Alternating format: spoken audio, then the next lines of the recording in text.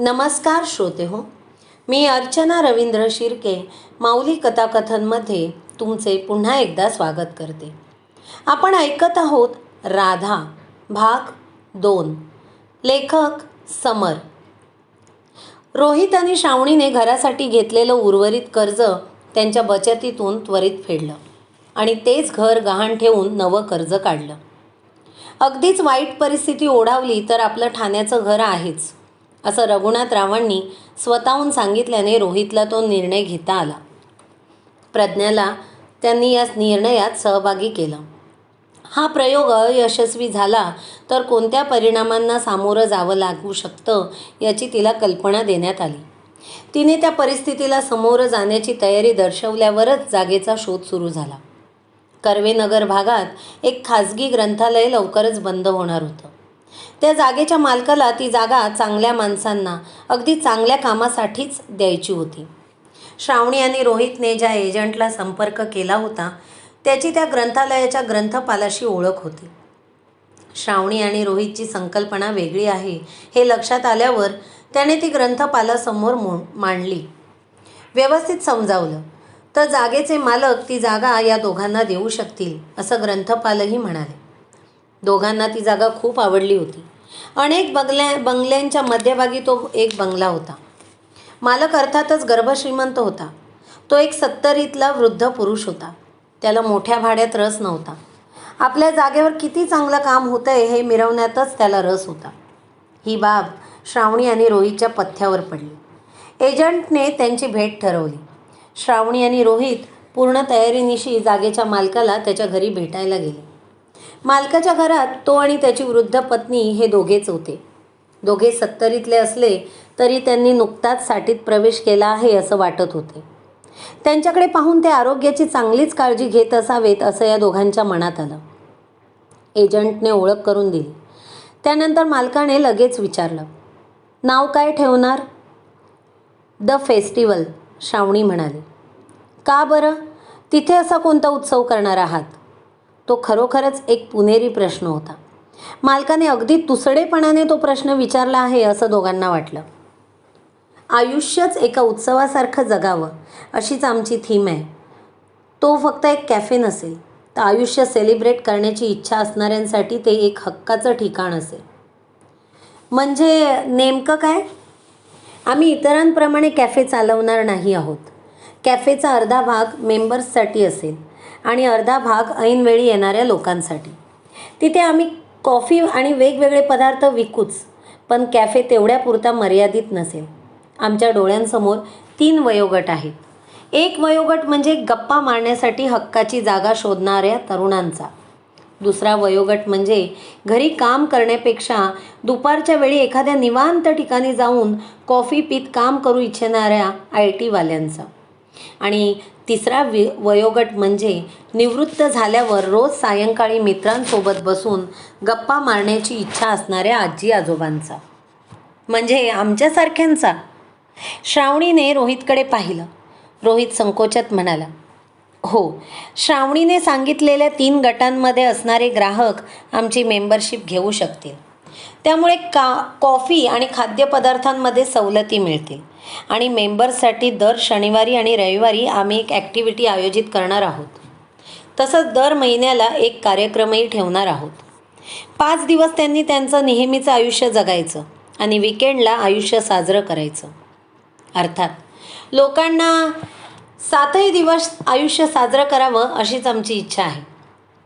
पण प्रत्येकाची व्यवधानं वेगळी असतात. आयुष्य साजरं करावं याची आठवण आम्ही त्यांना शनिवारी आणि रविवारी देऊ. बहुधा असंही होईल की आठवड्यातले 5 दिवस ते विकेंडचीच वाट बघतील. त्या उत्साहातच जगतील. अशा कोणत्या ॲक्टिव्हिटीज तुमच्या मनात आहेत? मालकाच्या पत्नीने विचारलं. श्रावणीने उत्तर दिलं, उदाहरणार्थ फेस्टिवल ऑफ बुक्स किंवा फेस्टिवल ऑफ क्राफ्ट किंवा फेस्टिवल ऑफ म्युझिक अशी त्या ॲक्टिव्हिटींची नावं असतील. वय वाढलं तरी क्राफ्ट वर्क सगळ्यांना आवडतं. कॅफेचे सदस्य कधी मातीची मडकी बनवतील, दिवाळीसारखा सण असला तर कंदील बनवतील. एखाद्या विकेंडला आम्ही सदस्यांपैकीच कोणाला गायनाची किंवा वादनाची आवड असेल तर ती संधी देऊ. फेस्टिवल ऑफ बुक्स असेल तर सदस्यांना एकमेकांना त्यांच्या आवडत्या पुस्तकातल्या त्यांना आवडलेल्या आयडियाज सांगता येतील. अशी वैचारिक चर्चा व्हावी असंही अनेकांना वाटतं, पण तशी संधी मिळत नाही. रोहित पुढे म्हणाला, आम्हाला याची कल्पना आहे की हा सगळा वर्ग तसा उच्चभ्रू किंवा उच्च उत्पन्न असलेला असेल. सगळ्यांनाच मेंबर होणं शक्य होणार नाही, पण आजकाल पुण्यासारख्या शहरांमध्ये असा जास्त उत्पन्न असलेला वर्ग काय कमी आहे? कोट्यावधी रुपयांचे फ्लॅट्स विकत घेणाऱ्या वर्गासाठी हा खर्च किरकोळ असेल. त्यामुळे या भागात आमचा कॅफे नक्की चालू शकेल.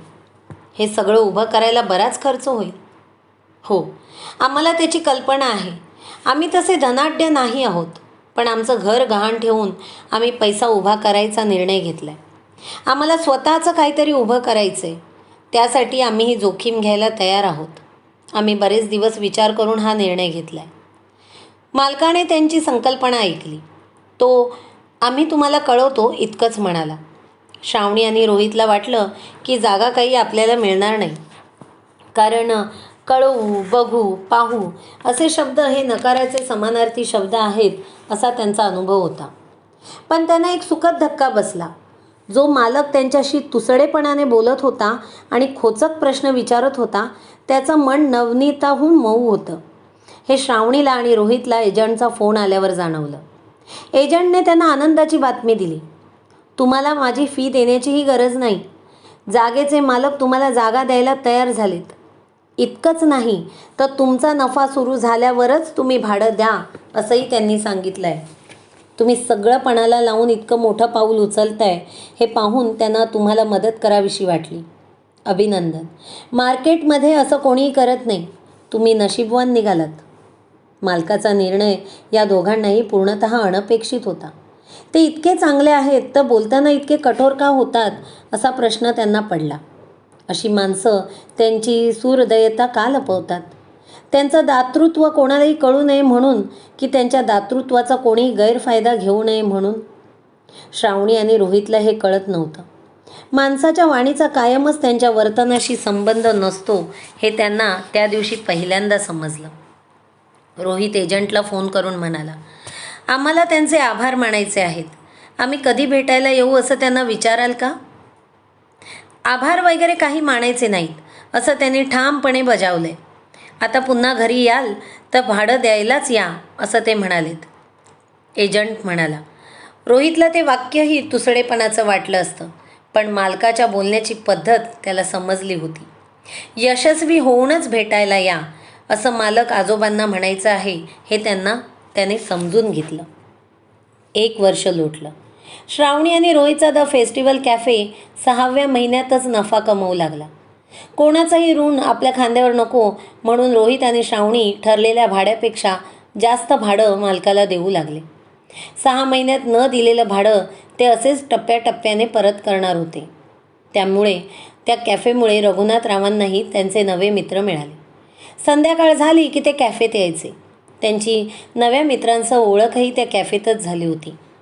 कॅफे सुरू झाला तेव्हापासून 3-4 ज्येष्ठ नागरिकांचा ग्रुप दर संध्याकाळी तिथे यायचा. एकदा असंच त्यांचं एका विषयावरून काहीतरी बोलणं झालं आणि हळूहळू त्यांच्यात मैत्री झाली. प्रज्ञासाठी तर तो कॅफे खरंच खूपच लाभदायी ठरला. तो असाच लोकप्रिय होत गेला आणि गर्दी वाढतच राहिली. तर प्रज्ञाला भविष्याची चिंता करण्याची आवश्यकताच नव्हती. तिला कॅफे चालवण्याचं प्रशिक्षणही नकळत आईवडिलांकडून मिळत होतंच. ती सुद्धा अगदी मन लावून कॅफेमधलं प्रत्येक काम करायची. कोणतंही काम मालकाला दुय्यम दर्जाचं वाटणं किंवा आपल्या योग्यतेचं न वाटणं हे व्यवसायाच्या अधोगतीचं चिन्ह असतं. प्रज्ञाला तसं वाटत नसल्याचं पाहून रोहित आणि श्रावणीला बरं वाटलं. मुलगी दुसरं काही नाही तर किमान हे तरी नक्की समर्थपणे करू शकेल असा विश्वास त्यांच्या मनात निर्माण झाला. तिला 12वीत चांगले गुण मिळाले असले तरी नामांकित महाविद्यालयांच्या प्रवेश परीक्षेत ती उत्तीर्ण होऊ शकली नाही. तिने पुण्यातच राहूनच पुढील शिक्षण घेण्याचा निर्णय घेतला. ही आयडिया नक्की कोणाची असा प्रश्न अनेक जण श्रावणी आणि रोहितला विचारायचे. ही आयडिया आमची असली तरी श्रेय राधाकृष्णाचं आहे असं ते म्हणायचे. ऐकणाऱ्याला वाटायचं की हे दोघे भक्तिभावाने तसं म्हणतायत. त्यांच्या बोलण्याचा खरा अर्थ कोणाच्याही लक्षात यायचा नाही, कारण कोणालाही त्यांचे अनुभव ठाऊक नव्हते. कितीही दुःख आलं किंवा कोणतंही संकट आलं तरी जीवनाला उत्सवाच्या रूपात बघण्याची शिकवण त्यांना राधाकृष्णाच्या कथेतूनच मिळाली होती. राधेच्या भेटीमुळे आणि तिच्या उपदेशांमुळे त्यांना प्रेमाचा खरा अर्थ समजला होता. राधा आपल्या आयुष्यात आली नसती तर बहुधा आपणही इतर जोडप्यांसारखे आयुष्याची मजा न घेता वृक्षपणे जगलो असतो, असं त्या दोघांचंही मत होतं. कोणत्याही कृतीची खरी मजा त्या कृतीमागचा अर्थ जाणून ती कृती करण्यात असते. तशीच आयुष्याची खरी मजाही आयुष्याचा अर्थ समजून घेत जगण्यातच असते. राधेमुळेच त्या दोघांना तसं जगणं शक्य झालं नव्हतं. 12व्या महिन्यात त्यांना झालेला नफा हा त्या दोघांच्या आधीच्या पगारापेक्षा तिप्पट होता. अर्थात कॅफे चालवण्यासाठी त्यांनी घेतलेली मेहनतही मोठी होती. सुरुवातीचे 6 महिने त्यांनी तोटा सहन करून कॅफे चालवला होता, संयम बाळगला होता. ते तिथेच हिंमत हरले असते किंवा जाहिरात करण्याचं सोडून रडत बसले असते तर तो कॅफेही लवकरच बंद पडला असता. पण तिथे प्रज्ञाचं तरुण डोकं कामास आलं. समाज माध्यमांवर कॅफेची जाहिरात कशी करावी हे तिने आईवडिलांना सांगितलं. कॅफेत येणाऱ्या लोकांनी त्यांच्या ओळखीतल्या लोकांनाही कॅफेत बोलवावं यासाठी त्यांनी क्लुप्त्या शोधून काढल्या. तोटा होतानाही कमी दर्जाची सामग्री वापरून अन्नाची चव कमी होऊ दिली नाही. या कष्टाचं फळ त्यांना मिळत होतं. त्या कष्टाचा परिणाम श्रावणीच्या शरीरावरही होत होता. त्यांचा मुख्य व्यवसायच शनिवारी आणि रविवारी होत असल्याने त्यांना पूर्वीप्रमाणे त्यावारी सुट्टी घेता येत नव्हती. वर्षानुवर्षांपासून 5 दिवस काम आणि 2 दिवस आराम या सूत्राची त्यांनी शरीराला जी सवय लावली होती ती मोडावी लागली. नियोजन करता करता बऱ्याचदा मध्यरात्र व्हायची. कधीकधी पहाटेच दुग्धजन्य पदार्थ किंवा भाजीपाला आणण्यासाठी जावं लागायचं. या धावपळीमुळे श्रावणीला शरीराचं एक यंत्र झाल्यासारखं वाटत होतं.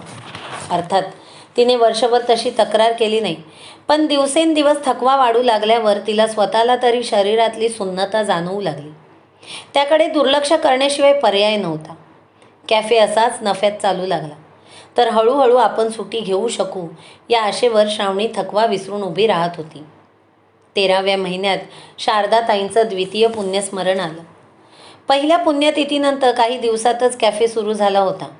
त्यांच्या निधनानंतर 9-10 महिन्यातच रोहित आणि श्रावणीने कॅफे उघडण्याचा निर्णय घेऊन जागेचा शोध सुरू केला होता. पण जागा सापडणं, कर्ज काढणं आणि सापडलेल्या जागेत हवं तसं इंटेरियर करून घेणं या प्रक्रियेत काही आठवडे गेले.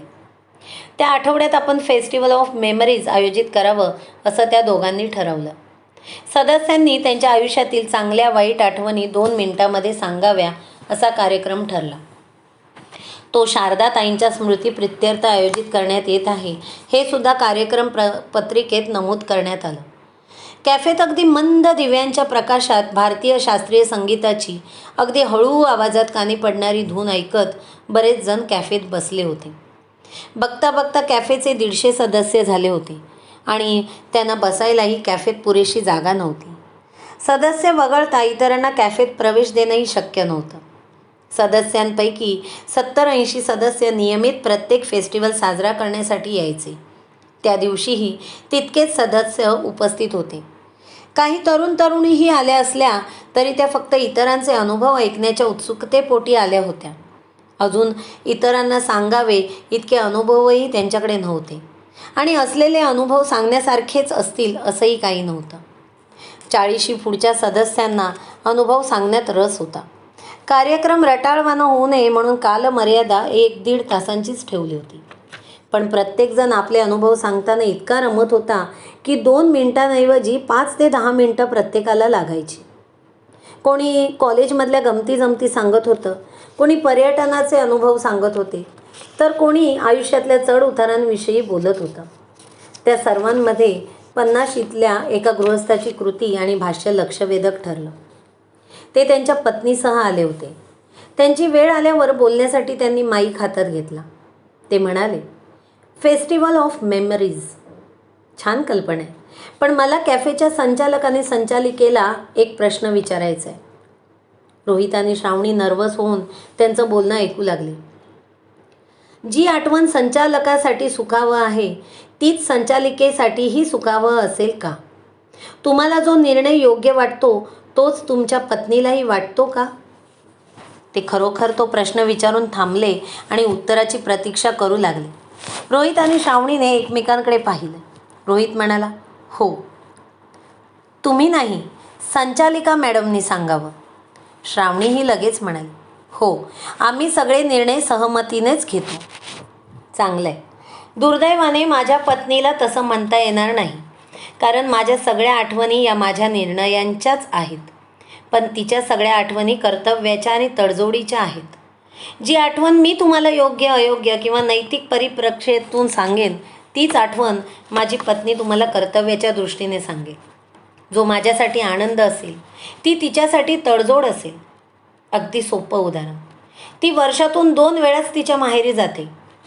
माझं माझ्या पत्नीवर प्रेम असल्याने म्हणा किंवा मी तिच्यावर अवलंबून असल्याने म्हणा, तिचं माहेरी न जाणं हा माझ्यासाठी आनंद आहे. पण तो तिच्यासाठी आनंद आहे का? ती तिची स्पेशल आठवण म्हणून माहेरी जाण्याचा प्रसंग सांगणार असेल तर तो माझा पराभव आहे. एक नवरा म्हणून पराभव आहे. अगदी साधी सोपी गोष्ट आहे, पण बोलताना त्यांच्या डोळ्यातून पाणी आलं. ते पाण्याचा एक घोट घेऊन पुढे म्हणाले, पण हे किती विचारणीय आहे. पहा, इथल्या एकाही पुरुषाने मी माझ्या आईवडिलांना भेटायला गेलो ही आठवण सांगितली नाही. कोणी सांगणारही नाही. का? आपल्याला त्या विरहाची भावनाच लक्षात येत नाही. एक स्त्री आपल्यावर जीवापाड प्रेम करते म्हणूनच आईवडिलांना सोडून आपल्यासोबत राहू शकते, आणि आईवडिलांवरही तितकंच प्रेम करते म्हणूनच तिला त्यांचा सहवासही हवाहवासा वाटतो. ती आपल्यासाठी एक निवड करते. माझे आईवडीलही माझ्यासोबत राहत नाहीत, ते गावी असतात.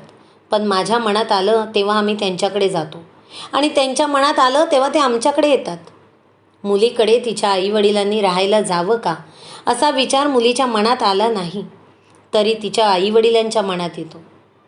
आजही येतो. हे तर एक उदाहरण झालं. मी अशा अनेक उदाहरणांविषयी बोलू शकतो.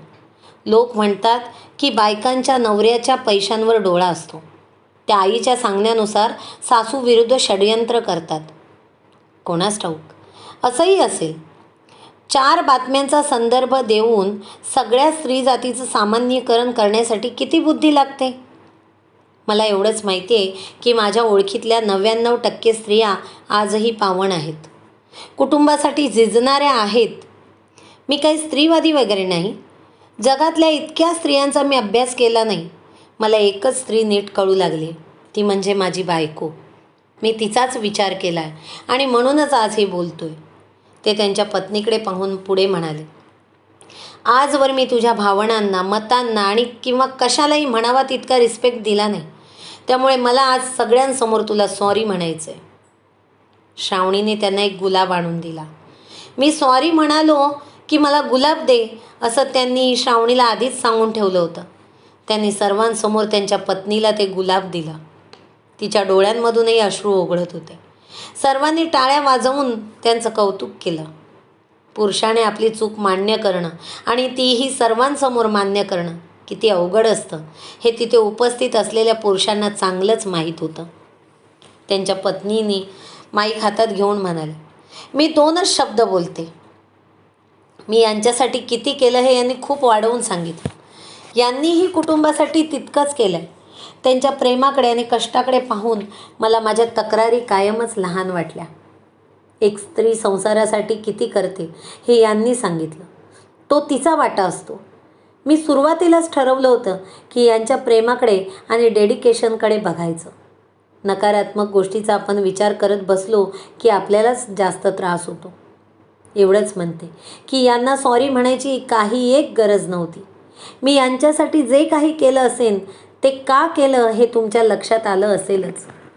जो माणूस सर्वांसमोर या गोष्टी प्रामाणिकपणे कबूल करायला घाबरत नाही तो आतून किती खंबीर आणि सिक्युअर असेल याची तुम्ही कल्पना करू शकता. अशा माणसासाठी 4 गोष्टी केल्या तर काय झालं. त्याचं बोलणं ऐकूनही सर्वांनी टाळ्या वाजवल्या. त्यानंतर बोलणारा प्रत्येक पुरुष आणि स्त्री त्यांच्या सहजीवनाबद्दलच बोलू लागली. कार्यक्रम सुरू झाल्यापासून 2 तास उलटल्यावर उर्वरित सदस्यांनी रविवारी बोलावं असं सांगून श्रावणीने कार्यक्रम थांबवला. त्याच रात्री रोहित आणि श्रावणी कॅफेत पार पडलेल्या कार्यक्रमाबद्दल बोलत होते. त्या काकांच्या बोलण्यामुळे फेस्टिवल ऑफ मेमरीजचं रूपांतर फेस्टिवल ऑफ लव्हमध्ये झालं, श्रावणी म्हणाली. रोहित काहीसा हसतच म्हणाला, फेस्टिवल ऑफ लव्ह काय, फेस्टिवल ऑफ फेमिनिझम म्हण. मला असं काही वाटलं नाही हं. आता माणसाने त्याच्या भावनाही व्यक्त करू नयेत का? गंमत केली ग. आपण पुढच्या आठवड्यात हेच फेस्टिवल ठेवूया, फेस्टिवल ऑफ लव्ह. चालेल, पण त्यात नेमकं काय करायचं आहे हे आधी सांगावं लागेल, नाहीतर तरुणांची अनावश्यक गर्दी होईल. आज एकदम गमतीत बोलण्याचा मूड दिसतोय. अगं खरंच, फेस्टिवल ऑफ लव्ह म्हणजे नेमकं काय? आजच्यासारखंच प्रत्येकाने यायचं आणि 2 मिनिटात त्यांना आवडणारा प्रेमाचा पैलू किंवा त्यांच्या जोडीदाराने त्यांना दिलेली एक आगळीवेगळी भेट सर्वांना सांगायची किंवा दाखवायची. आपण कॅफेही तसाच सजवू, पण आजसारखे ज्येष्ठ नागरिक जास्त बोलतील. तरुणांनाही ते फेस्टिवल आपलं वाटलं पाहिजे.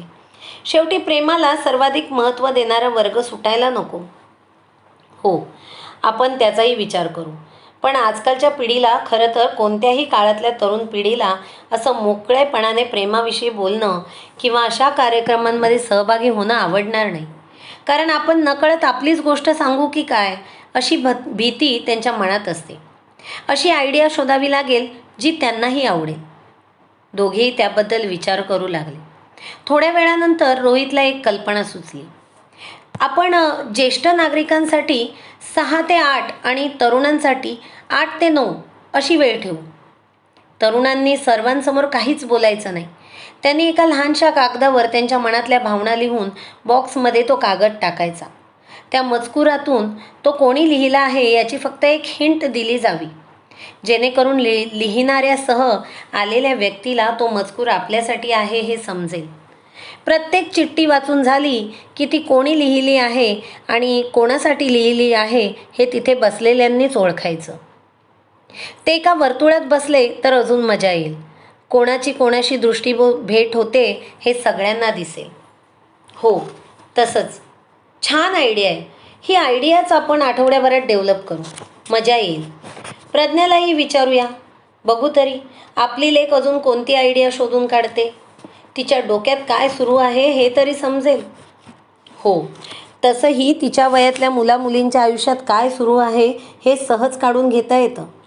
त्यांना वाटत असतं की आपण सगळं यशस्वीपणे लपवतोय. आपल्या चेहऱ्यावरची माशीही हलत नाही. पण ज्यांनी त्यांच्याहून 20-30 पावसाळे जास्त पाहिले आहेत ते स्वतःही त्या अवस्थेतून गेलेले असतात आणि त्यामुळे त्यांना या तरुणांची मनस्थिती लगेच समजते. आपल्याला तर चटकन लक्षात येईल. तसं काही असलंच तर फक्त मुलाचं नाव गाव कळणार नाही इतकंच. आपल्याला काही डिटेक्टिव्हिटी करायची नाही आहे.